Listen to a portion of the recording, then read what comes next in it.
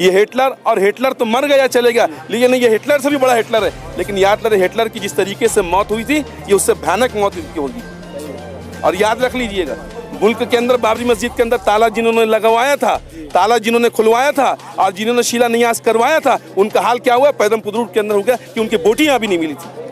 असल में इनको एनआरसी करना मकसद नहीं है। इस वक्त ये पूरे मुल्क के अंदर अंगार जलाने वाला काम कर रहे हैं। पूरे मुल्क के हर एक बाशिंदे का डीएनए करवा लीजिए, ये वाज़े हो जाएगा, ये वाज़े हो जाएगा कि मुल्क का बाशिंदा और हमदर्द और हकीकी वफादार कौन है। दोस्तों, हमारे साथ मसूद अहमद साहब है, जो कि जमीयत उलमा हिंद नागपुर के सदर है। तो सर, जमीयत उलमा हिंद किस तरह से देखती है सीए एनआरसी को? भाई, जमीयत उलमा तो देखती इस नज़रिए से है, इस वक्त जो हमारे बड़ों ने इस बात के लिए फ़ायदा ये लिया है कि ये जो कायदा, जो कानून इन्होंने लाया है, ये बहुत गलत कानून लेकर आया, और इसकी पूरी तरीके से हमारे बड़ों ने इस बात के वो ले लिया है कि अब इसके लिए हम किसी किस्म की भी कोई कागजात नहीं देना है।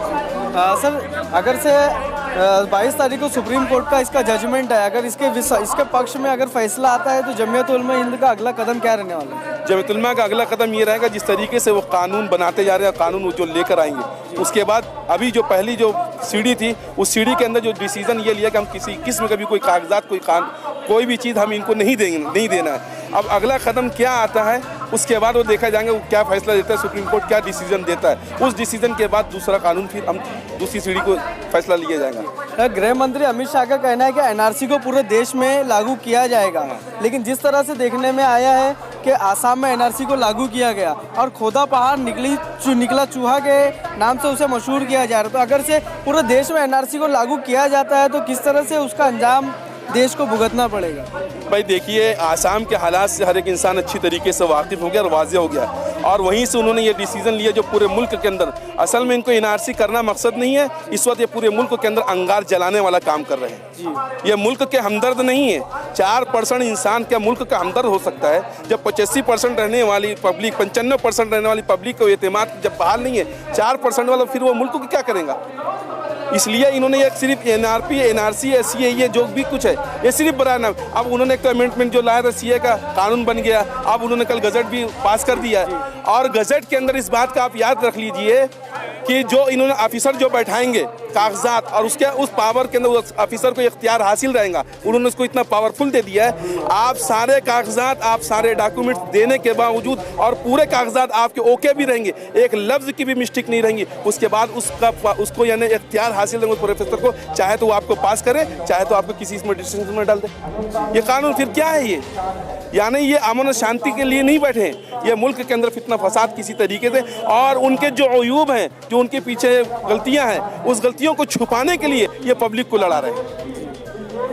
सर, जिस तरह से देखने में आया है कि सारे धर्म के लोगों को इसके अंदर लिया गया है सीए के अंदर, लेकिन सिर्फ मुस्लिम समाज को इससे अलग रखा गया है। सिर्फ मुस्लिम समाज को जो है, अगर से वो अपने आप को यहाँ का सिटीजन साबित नहीं कर पाते हैं तो उन्हें अलग अलग जगह पर भेज दिया जाएगा, जो भी उनकी प्लानिंग है, जो भी मंशा है। तो आपको क्या लगता है, सिर्फ मुस्लिम समाज को ही इसके अंदर से क्यों छोड़ दिया गया है? नहीं भाई, ये देखिए, ये गलत है, ये जो मैसेज डाला जरा गलत।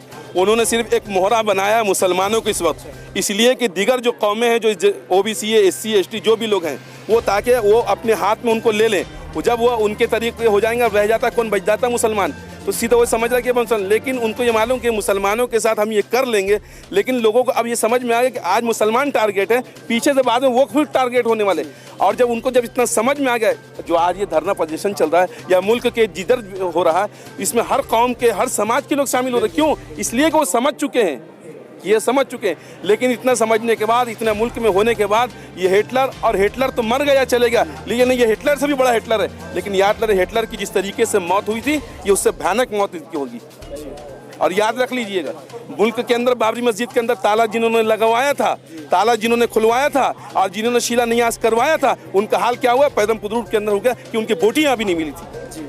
तो याद रख लीजिए, कौम चाहे कोई भी हो, XYZ, मैं नहीं कहता, इस मुल्क के अंदर रहने वाला हर शख्स इस मुल्क का वफादार है। ये वफादारी का सबूत हमसे मांग रहे हैं। भाई दीगर जो लीडरान ये कहते हैं, मैं आज ये कह रहा हूँ आपके चैनल से कि चलिए तुम एनआरसी को छोड़ दीजिए, कागजात मांगने की जरूरत नहीं है, डॉक्टरों की टीम पूरी मौजूद है, पूरे मुल्क के हर एक बाशिंदे का डीएनए करवा लीजिए, ये वाज़े हो जाएगा, ये वाज़े हो जाएगा कि मुल्क का बाशिंदा और हमदर्द और हकीकी वफादार कौन है।